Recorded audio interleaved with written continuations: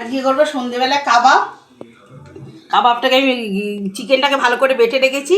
এর মধ্যে ধনেপাতা, পালং শাক, কাঁচা লঙ্কা, গোলমরিচ সব একসাথে বেটেছি। তার সাথে দিয়ে দেবো একটু গন্ধ লেবুর রসটা। কাবাবটা নাবিয়েও দিয়ে যাবে। এই কাঠির মধ্যে কাবাবগুলো করবো, খেতে খুব ভালো লাগবে। এগুলোকে একসাথে সব মাখবো, মেখে নিয়ে বসিয়ে দেবো বইয়ের মধ্যে।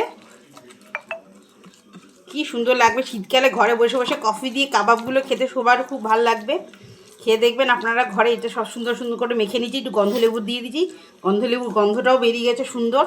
আপনারা ঘরে করে দেখবেন, এই শীতকালে খেতে খুব ভালো লাগবে। এই কাঠির মধ্যে দিয়ে দেবো। আমার ছোটো ছোটো কাঠি আছে, তো আমি কাঠির মধ্যে করে দিয়ে এই আমার তেলটা গরম হয়ে তেলে দিয়ে দিচ্ছেন এইগুলোকে। আপনারা ঘরে খেয়ে দেখবেন, খেতে খুব ভালো লাগবে কাবাবগুলোকে। নামিয়ে একটু গন্ধলেবুর রস দিয়ে দেবো, এর উপর আরও টেস্টি হবে। দিয়ে একটু ধনেপাতা, পুদিনা পাতা চাটনি আছে, সেই দিয়ে খেতে খুব ভালো লাগবে। তার সাথে কফি থাকবে, কেক থাকবে, আরও টেস্টি হবে খেতে। এবার এগুলো আমার হয়ে গেছে, আমি এগুলোকে তুলে নেবো প্লেটে। দিয়ে খেতে খুব সুন্দর লাগবে। যে কি সুন্দর লাল লাল হয়ে গেছে এগুলোকে।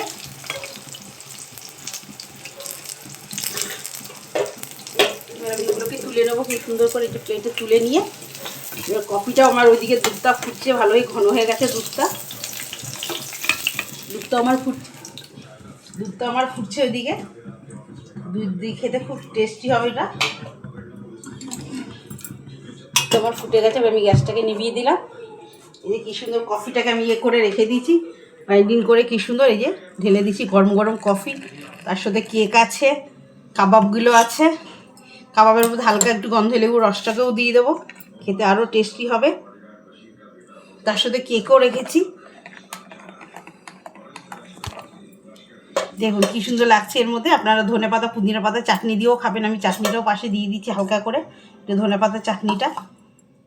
দেখুন কী সুন্দর লাগছে। আপনারা যে যেখানেই দেখছেন আমার এই ধনেপাতা, পুদিনা পাতা দিয়ে চাটনিটা, আর কাবাবটা করেছি গন্ধলেবু দিয়ে, ধনেপাতা, পালং শাক বাটা দিয়ে। আপনাদের ভালো লাগলে শেয়ার করবেন, কমেন্ট করবেন, লাইক করবেন, সাবস্ক্রাইব করবেন, তাহলে আমার খুব খুব ভালো লাগবে।